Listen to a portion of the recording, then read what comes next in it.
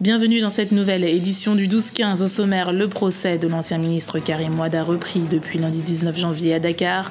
Premier rebondissement, le prévenu a refusé de comparaître. Un procès qui soulève également l'attention des associations de défense des droits de l'homme. Au moins 14 victimes recensées après le passage de la tempête tropicale Shedza à Madagascar. Des vents de 130 km/h et des pluies diluviennes se sont abattus sur la grande île tout ce week-end. Plus de 80 000 personnes seraient sinistrées.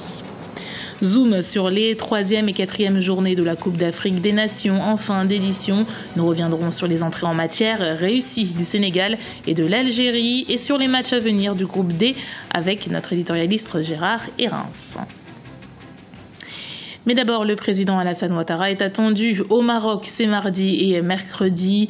Le dirigeant doit s'entretenir avec le roi du Maroc, Mohamed VI. Une signature d'accord économique est prévue entre les deux pays. Un forum bilatéral est prévu également mercredi avec 500 participants. Une rencontre nécessaire car les relations commerciales entre les deux pays sont encore faibles.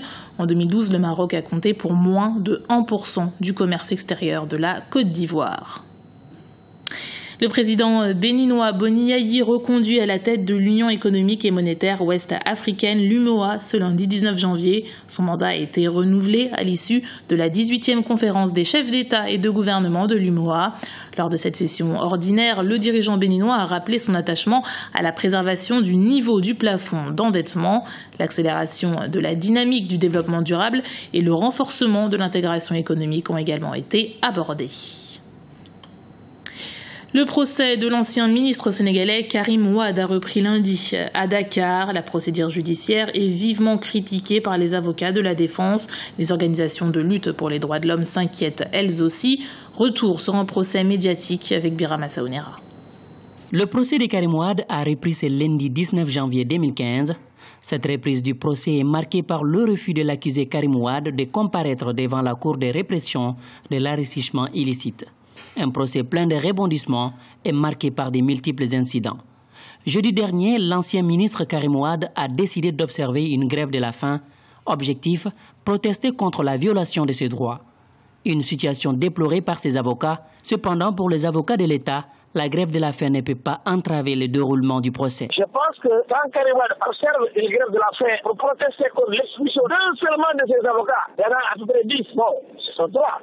Mais il ne peut pas imposer à la Cour sur le cas des avocats de Karim Wade. Pour les respecter, ils ont été solidaires. Là aussi, c'est leur position que je respecte, mais ça ne peut pas empêcher le déroulement normal du procès. Autre fait marquant de ce procès Karim Wade, l'expulsion de maître El Hadj Amadou Sall, un des avocats de défense lors de la dernière audience par le président Henri Grégoire Diop.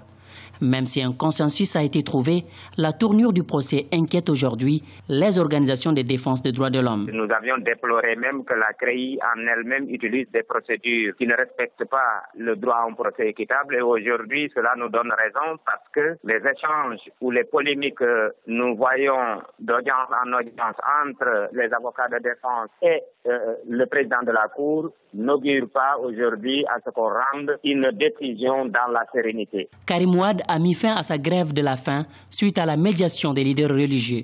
Ses avocats estiment que la Cour a l'obligation de le soigner pour qu'il retrouve toutes ses capacités physiques afin de pouvoir faire face au procès. Pour rappel, Karim Wade aurait été brutalisé et blessé par un agent pénitentiaire la semaine dernière. Le procès reprend mardi. Élection présidentielle anticipée en Zambie ce mardi. Elle fait suite au décès du président Michael Sata survenu en octobre 2014. L'ancien ministre de la Défense Edgar Lungu se présente sous les couleurs du Front patriotique, le FP, parti au pouvoir. Il sera opposé au candidat de l'UPND, Hakainde Hichilema, qui va tenter de briguer le pouvoir après 3 campagnes infructueuses. Le vainqueur du scrutin devra diriger le pays pour les 20 prochains mois avant la date de la prochaine élection présidentielle prévue en 2016. Madagascar sévèrement touché par la tempête tropicale Shedza ces derniers jours. Plusieurs victimes ont été recensées et il y aurait près de 80 000 sinistrés. Certaines voies de communication sont impraticables et les dégâts matériels sont importants, comme nous l'explique ce sujet de Kekeli Afetou. Moins 14 morts et près de 80 000 sinistrés. Tel est le bilan des dégâts après le passage de la tempête tropicale Shedza ce week-end à Madagascar. Avec des vents de plus de 130 km/h, ce sont surtout les pluies diluviennes qui ont fait les plus gros dégâts. Des routes coupées et des glissements de terrain sont à déplorer. Ça a provoqué pas mal de dégâts chez nous. Ce que j'ai pu voir, j'ai été à Tana durant tout ce séjour, mais il y a eu beaucoup de dégâts, tant sur le plan social que sur le plan économique, que sur le plan, disons, infrastructurel aussi. Les sinistrés qui ne peuvent pas regagner leur foyer à cause des risques d'inondations persistants ont trouvé refuge dans des grands gymnases aménagés par l'État malgache. Il y a déjà des actions faites par l'État, quand même, ça il faut reconnaître. Il y a du riz, mais vraiment à très court terme. Mais il faut voir par la suite comment on va réagir.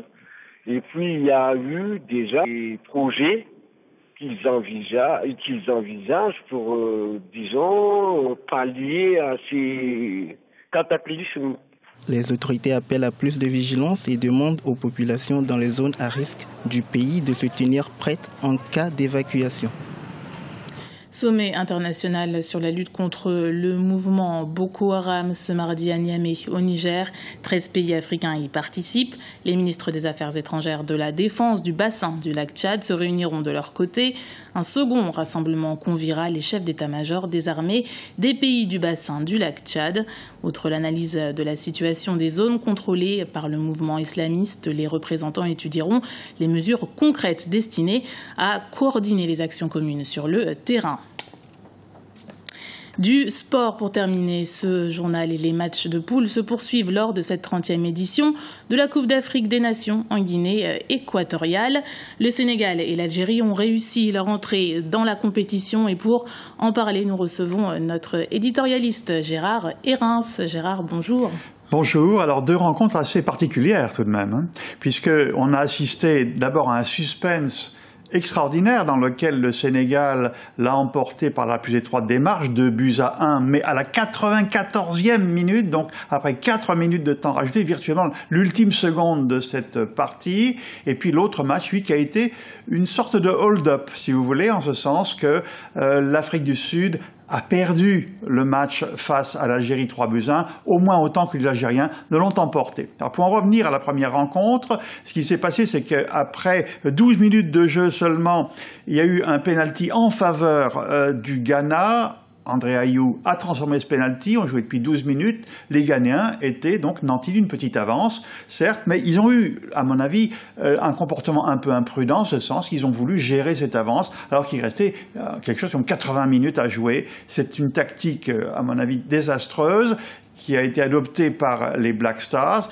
Les Black Stars, donc, ont subi le match et ce qui devait arriver arriva. D'abord, il y a eu un excellent but à la 58e minute de Mame Biram Diouf qui a remis les deux équipes à égalité. Donc, il capte un centre de Ndoye. Le poteau repousse sa première tentative, mais il suit son ballon et vient marquer donc de près assez facilement. Et puis, on s'acheminait, on croyait s'acheminer vers un résultat nul, un but partout, 90e minute, rien ne s'était passé encore, 91e, 92e, et puis à la 94e minute de cette rencontre, il a fallu que le miracle survienne. C'est un petit miracle, cela dit, signé Moussa Sow, qui a marqué le but de la victoire pour le Sénégal. Miracle mérité, bien entendu, car le Sénégal a eu davantage de possession, 61% de possession, il a été beaucoup plus efficace dans les tacles, 92% de tacles réussis, c'est remarquable, et puis aussi un meilleur taux de réussite dans les passes que son adversaire. Donc, victoire longue à dessiner, mais méritée pour l'équipe du Sénégal face aux Black Stars du Ghana. Alors, l'autre match entre l'Algérie et l'Afrique du Sud, ça a été un hold-up en ce sens que les Sud-Africains ont en quelque sorte craqué à un moment. On arrive à la 51e minute. D'abord, l'Afrique du Sud marque un premier but. Une combinaison entre Ranti et Valakazi permet à Fala d'ouvrir le score de près, 1-0 pour les Sud-Africains. 2 minutes plus tard, il y a un penalty en leur faveur, et c'est là où le match change, littéralement, parce que le penalty est raté, la balle vient s'écraser sur la transversale, et donc on en reste à 1-0. Ce qui sème le doute dans l'esprit des Bafana et qui, inversement, renforce ou relance en quelque sorte l'équipe d'Algérie. Et les Algériens, à ce moment-là, ont eu encore pas mal de réussite. D'abord, à la 67e minute, ils égalisent par un tir marqué contre son camp par Hlatshuayo. Donc là, de la chance du côté algérien. Chance également lorsque Goula donne l'avantage à l'Algérie, un beau tir assez puissant, mais il n'est pas certain que le gardien de but Keat aurait...